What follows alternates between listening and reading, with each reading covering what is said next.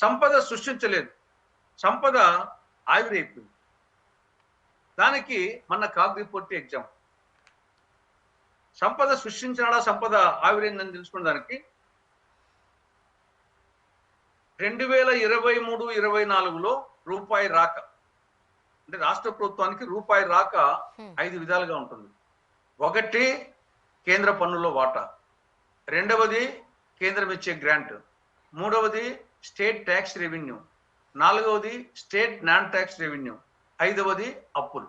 ఇవి రూపాయి రాక. 3,24,000 కోట్లలో ఇది రూపాయి రాక. దీంట్లో అప్పులు పక్కన పెడితే రూపాయి రాక మిగతా 4 మార్గాలు కూడా తీసుకుంటే 2023-24లో వైకాపా చివరి సంవత్సరం వచ్చింది 1,73,963 కోట్ల రూపాయలు. 1,73,963 కోట్లు 23-24లో రూపాయి రాక, అదర్ దాన్ అప్పులు. ఇది కాగ్ రిపోర్ట్ ప్రకారంగా. కానీ 24-25 చంద్రబాబు మొదటి సంవత్సరం పాలనలో వచ్చింది ఎంత? 1,68,449 కోట్లు. అంటే 5,520 కోట్లు తగ్గింది. దీన్ని సంపద ఆవిరన్నామా? సంపద సృష్టి అంటే పెరగాలి కదా, 5%, 10% ఒక సంవత్సరం కంటే పెరగాల. దానికన్నా తగ్గిపోయింది. మరి దీన్ని సంపద సృష్టి అనాలా, ఆవిరనాలా? సంపద ఆవిరైపోయింది. తర్వాత వీళ్ళు పదే చెప్తుంటారు, ఆ గవర్నమెంట్ వచ్చేసి అప్పులన్నీ తెచ్చి దాని పప్పులు బెల్లాలు పంచినట్టు పంచేసింది, అభివృద్ధి కార్యక్రమాల మీద పెట్టుబడి ఏం పెట్టలేదు, మూలధనం పెట్టుబడి ఏం పెట్టలేదు. మేము అలా కాదు, మేము అప్పులు తెచ్చినా కానీ దాన్ని అభివృద్ధి కోసం వచ్చేసి పెట్టుబడి క్యాపిటల్ ఇన్వెస్ట్మెంట్ చేస్తామని చెప్పేసి ఇలా ఘనంగా చెప్తున్నారు. కానీ అది కూడా కరెక్ట్ కాదు.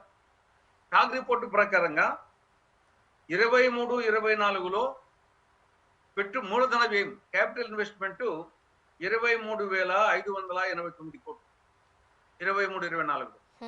కానీ 24-25లో 19,176, 4,413 కోట్లు తగ్గింది.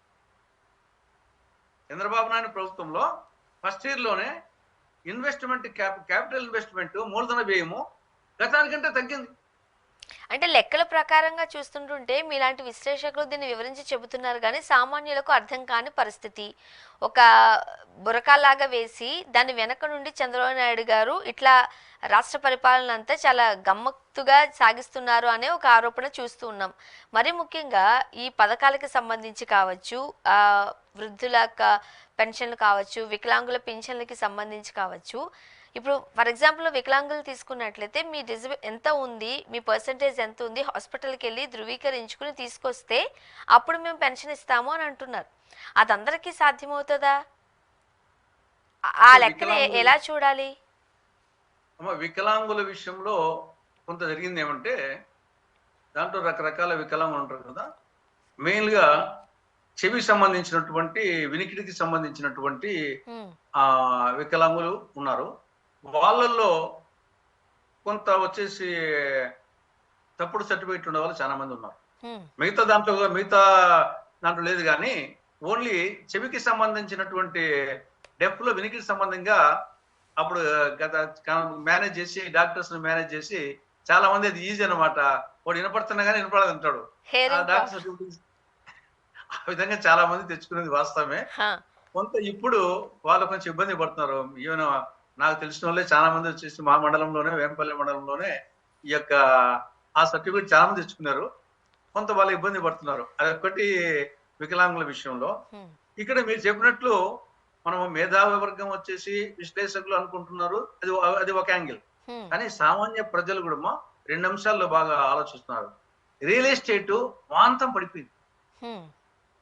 రియల్ ఎస్టేట్ ఏ శ్రీకాకుళం జిల్లా నుండి చిత్తూరు జిల్లా వరకు ఎక్కడ, ఏ జిల్లాలో, ఏ మండలంలో కూడా రియల్ ఎస్టేట్ వచ్చేసి ఒక్కసారి ఆకాశం నుండి పాతాళానికి పడిపోయింది.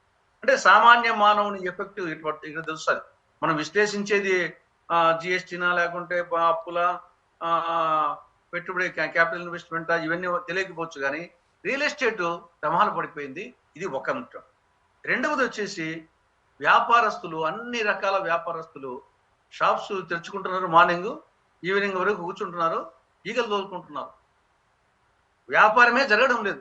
మొత్తుకుంటున్నారు వచ్చేసి ఏ వ్యాపారి దగ్గర పోయినా వ్యాపారమే జరగలేదు సార్. ప్రజల దగ్గర వచ్చేసి డబ్బు రొటేషన్ లేదు, అందువల్ల డబ్బులు కొనుగోలు శక్తి తగ్గిపోయింది, ఎవరు రావడం లేదు, వ్యాపారమే జరగడం లేదు.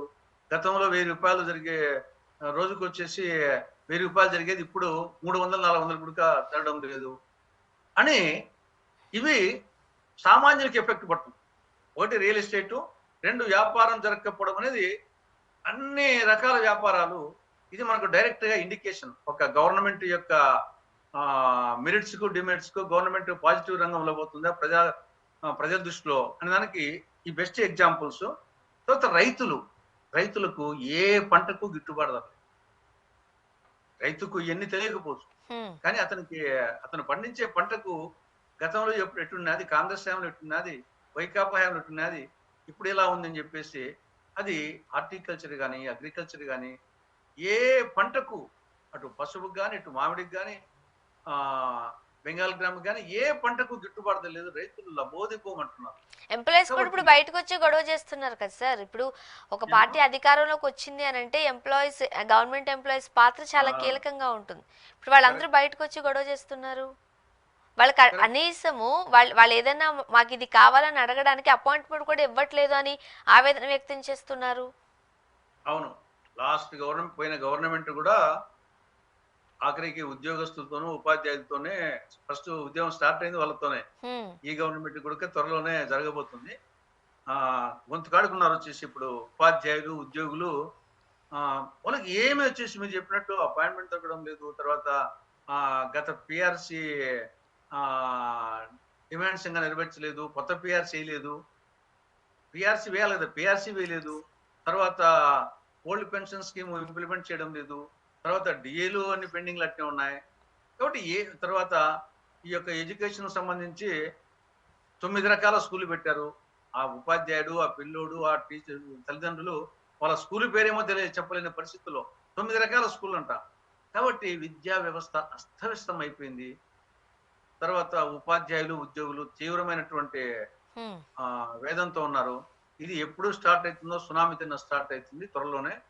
కాబట్టి వాళ్ళతోనే స్టార్ట్ అవుతుంది. ఇదంతా ఒక ఎత్తు నడుస్తుంటుంటే నిన్నే వచ్చింది ఒకటి మనం ఆశ్చర్యకరమైన విషయం ఏంటంటే కేకే సర్వే. అప్పుడు జగన్మోహన్ రెడ్డి గారే మళ్ళీ ఎలక్షన్లో విన్ అవబోతున్నారు, నెక్స్ట్ ముఖ్యమంత్రి ఆయనే అంటూ ఒక వైబ్ నడిచిన టైంలో కేకే సర్వే లేదు, కూటమి ప్రభుత్వం గెలిచే అవకాశాలు ఉన్నాయని చాలా గట్టిగా వాదించారు. ఇప్పుడు అదే కేకే సర్వే మళ్ళీ ఒక సర్వేలో ఎమ్మెల్యేల పనితీరుకు సంబంధించి అసంతృప్తిని వ్యక్తం చేస్తూ కూటమి ప్రభుత్వంపై ప్రజలు ఆగ్రహంగా ఉన్నారు ఈ 1 ఇయర్లోనే. సో ఇటువంటి ఒక సర్వే రావడం జరిగింది. ఏం చెప్తారు? అది ఖచ్చితమా ప్రభుత్వం మీద వ్యతిరేకత బాగా స్టార్ట్ అయింది ఇప్పటికే. తర్వాత ఇప్పుడు చెప్పినట్టన్ని దాంతో పాటు ఈ యొక్క మద్యం పాలసీ సరే ఏదో గతంలో అవినీతి జరిగింది అనేది అదొకెత్తు. ఈ గవర్నమెంట్ హయాంలో మద్యం పాలసీ మండలానికి 4 మద్యం షాపులు, 40 బెల్ట్ షాపులు అనే విధంగా తయారైపోయింది. మద్యం విచ్చలవిడైపోయింది. దీనికి 24 గంటలు అవైలబిలిటీ ఉంది. దీనికి టైమింగ్స్ అనేది లేదు, ఎప్పుడు కాబట్టి అప్పుడు అవైలబిలిటీ ఉంది. తర్వాత ఎక్కడ తాగాలంటే అక్కడ తాగుతున్నారు. తర్వాత ఇంటికి ఆడవాళ్ళు భయపడుతున్నారు. ఇంటికి వచ్చి ఆ మొగడు తాగుపోతూ వచ్చేసి వాడు ఏ టైంలో వస్తాడో, వాడు ఎవరిని చంపుతాడో, వాడు తాగిన వైకంలో తల్లిని చంపుతున్నాడు, నాన్నని చంపుతున్నాడు, భార్యను చంపుతున్నాడు, కూతురుని చంపుతున్నాడు, బిడ్డలు చంపుతున్నాడు. వాడి కంట్రోల్లో ఉంటే కదా. కాబట్టి మొత్తం వచ్చేసి కుటుంబ సభ్యులు నిద్రాహారం మాని లేక కంటి మీద కునుకు లేక అలాడిపోతున్నారు ఈ తాగుబోతులతో. ఈయనేమో కుటుంబానికి ఒక ఎంటర్ప్రెన్యూర్ తయారు చేస్తా అంటున్నాడు, కుటుంబానికి ఒక ఎంటర్ప్రెన్యూర్ దేవుడు, కుటుంబానికి ఒక తాగుబోతును తయారు చేస్తున్నాడు. కాబట్టి లా అండ్ ఆర్డర్ ఘోరం అయిపోయింది. తర్వాత డ్రగ్స్, ఎక్కడ చూసినా డ్రగ్స్ గంజాయి.